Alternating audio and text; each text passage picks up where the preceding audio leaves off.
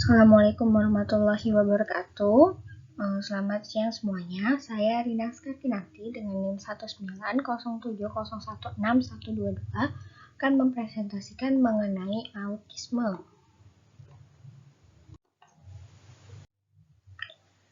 Pada video kali ini, saya akan presentasikan mengenai pengertian autisme, klasifikasi autisme, deteksi autisme, dan diagnosis autisme.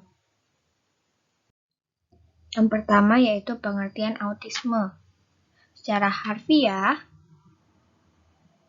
autisme berasal dari kata autos yang memiliki arti yaitu diri dan isme yang berarti aliran atau paham. Yang kedua, menurut Yatim, autisme merupakan sebuah keadaan di mana seorang anak akan berbuat berdasarkan keinginannya sendiri, baik dalam berperilaku ataupun berpikir, di mana keadaan tersebut akan mulai muncul sejak usia 2-3 tahun tanpa memandang status sosial ekonomi ataupun etnis. Yang ketiga, McCandless mengungkapkan bahwa ASD atau Autistic Spectrum Disorder adalah sebuah grup gangguan perkembangan anak yang mencakup Attention Deficit Disorder atau ADD, Attention Deficit Hyperactivity Disorder atau ADHD, dan Pervasive Developmental Disorder atau PDD. Sedangkan menurut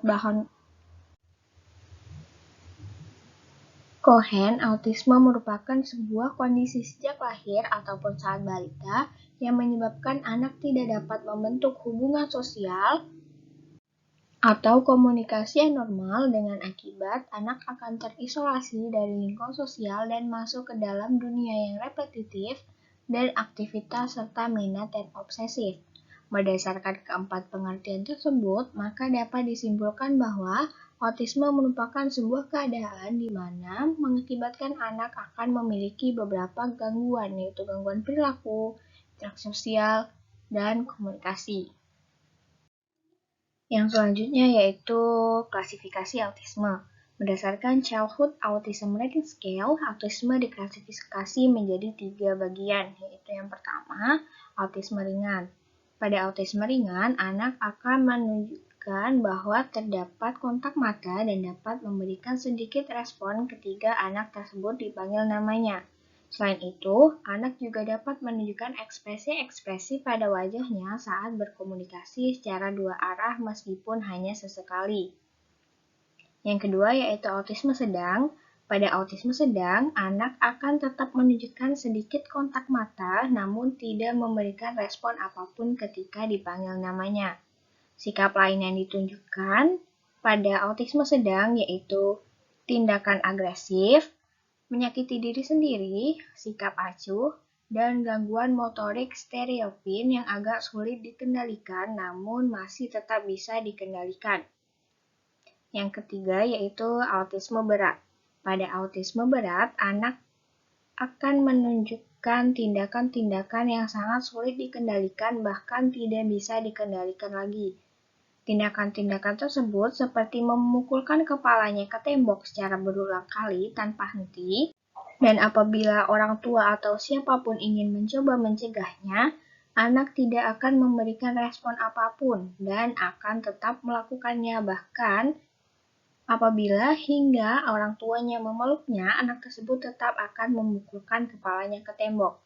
Anak dengan autisme berat ini akan berhenti apabila dirinya merasa kelelahan yang kemudian akan langsung tertidur. Yang selanjutnya yaitu deteksi autisme.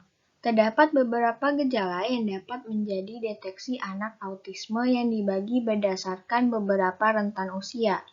Yang pertama, pada usia 0-6 bulan.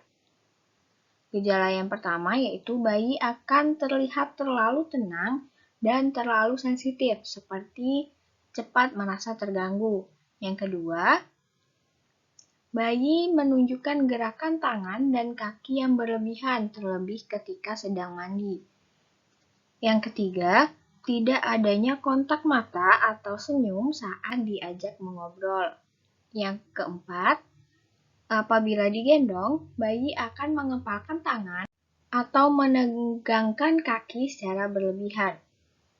Lalu yang kedua, dengan rentan usia 6-12 bulan, gejala yang pertama yaitu bayi ketika digendong akan tegang dan kaku. Yang kedua, bayi tidak tertarik pada mainan. Yang ketiga, bayi tidak memberikan reaksi apapun terhadap suara-suara di sekitarnya. Yang keempat, selalu memandang lama suatu benda atau anggota tubuhnya sendiri yang menjadi akibat dari terlambatnya perkembangan motorik halus dan kasar. Lalu rentan usia yang ketiga yaitu usia 2-3 tahun. Yang pertama, anak tidak berminat bermain dengan anak lain atau tidak memiliki minat dalam bersosialisasi. Yang kedua, tidak memiliki kontak mata dan tidak pernah fokus. Yang ketiga, akan bersikap kaku. Yang keempat, anak akan senang digendong dan mengakibatkan malas untuk menggerakkan anggota tubuhnya. Lalu rentan usia yang keempat yaitu usia 4-5 tahun. Gejala yang pertama yaitu anak akan suka berteriak. Yang kedua, anak suka menirukan suara orang lain atau suara aneh secara berulang-ulang. Yang ketiga, anak akan mudah marah apabila aktivitasnya diganggu atau keinginannya tidak dituruti. Dan yang terakhir yaitu agresif dan mudah menyakiti dirinya sendiri. Yang terakhir yaitu diagnosis autisme. Dalam menegakkan diagnosis pada autisme harus dilakukan oleh orang yang ahli seperti psikolog klinis, dokter spesialis anak, atau psikiater anak. Dalam proses diagnosis autisme akan membutuhkan waktu yang lama serta kecermatan dan pengalaman yang memadai dalam pengamatannya. Pada penegakan diagnosis biasanya menggunakan pedoman ICD-10 atau International Classification of Disease yang dikeluarkan oleh WHO. Pada ICD-10 dalam mendiagnosis autisme, yang pertama yaitu terdapat perkembangan yang menyimpang atau kerusakan perkembangan yang terjadi sebelum usia 3 tahun, sekurang-kurangnya satu dari area berikut. Yang pertama yaitu bahasa ekspresif, di mana bahasa ekspresif yang penting digunakan dalam berkomunikasi dengan orang lain. Yang kedua, perkembangan emosional kepada orang yang dianggap penting atau sifat timbal balik dalam berinteraksi sosial. Yang ketiga, yaitu permainan yang bersifat fungsional dan simbolik. Lalu selanjutnya yaitu secara keseluruhan, sekurang-kurangnya 6 gejala atau simptom dari 1, 2, dan 3 dengan sekurang-kurangnya 2 simptom dari 1 dan sekurang-kurangnya 1 simptom dari 2 dan 3. Yang pertama yaitu kerusakan kualitatif dalam interaksi sosial yang dimanifestasikan dalam sekurang-kurangnya 2 area.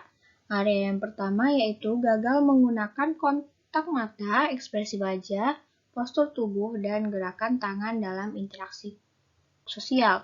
Yang kedua, gagal mengembangkan hubungan dengan teman sebaya yang mencakup minat, aktivitas, dan emosi yang sesuai dengan usia mental anak. Yang ketiga, kurang dalam hubungan sosial emosional yang timbal balik yang diperlihatkan oleh kurangnya respon terhadap keadaan emosi orang lain, kurangnya perilaku yang sesuai dengan konteks sosial, atau terdapat kelemahan dalam mengintegrasikan perilaku sosial, emosi, dan perilaku komunikasi. Lalu yang terakhir yaitu tidak adanya spontanitas untuk berbagi kenikmatan, minat, atau prestasi dengan orang lain, misalnya seperti menunjukkan hasil lukisannya. Yang kedua yaitu adanya bentuk komunikasi yang menyimpang yang dimanifestasikan dalam sekurang-kurangnya 1 pada area berikut. Area yang pertama yaitu keterlambatan dalam perkembangan bahasa tutur atau sama sekali tidak adanya perkembangan bahasa, yang diikuti oleh tidak adanya upaya untuk mengkompensasi keadaan itu dengan menggunakan gerakan-gerakan tangan atau mimik sebagai suatu cara untuk berkomunikasi dengan orang lain. Yang kedua, gagal dalam mengambil inisiatif dalam suatu percakapan, atau gagal bertahan dalam suatu percakapan, di mana terdapat tanggapan yang timbal balik terhadap komunikasi yang dilakukan oleh orang lain. Yang ketiga yaitu menyebutkan kata-kata atau frasa secara berulang-ulang dan terus-menerus tanpa melihat konteks. Yang terakhir yaitu tidak dapat spontan dalam suatu permainan sosial yang melibatkan orang lain. Lalu yang ketiga yaitu adanya pola tingkah laku, minat, dan aktivitas-aktivitas yang kaku yang ditampilkan secara berulang-ulang dan itu-itu saja yang dimanifestasikan paling sedikit dalam satu dari gejala berikut. Gejala yang pertama yaitu adanya minat yang berlebihan terhadap sesuatu hal yang aneh. Yang kedua, adanya tingkah laku yang spesifik yang dilakukan berulang-ulang yang sebetulnya tidak berguna. Yang ketiga, adanya gerakan-gerakan yang berulang-ulang dilakukan secara terus-menerus, misalnya menepuk-nepuk tangannya, atau menampilkan gerakan-gerakan seluruh tubuh yang lebih kompleks. Yang keempat, terpaku kepada suatu bagian dari suatu benda atau kepada elemen yang non-fungsional dari suatu mainan, misalnya baunya, rasanya, atau rasa dari permukaan mainan atau suara-suara tertentu dari benda-benda tersebut. Sekian pemaparan dari saya, lebih dan kurangnya saya mohon maaf. Wassalamualaikum warahmatullahi wabarakatuh.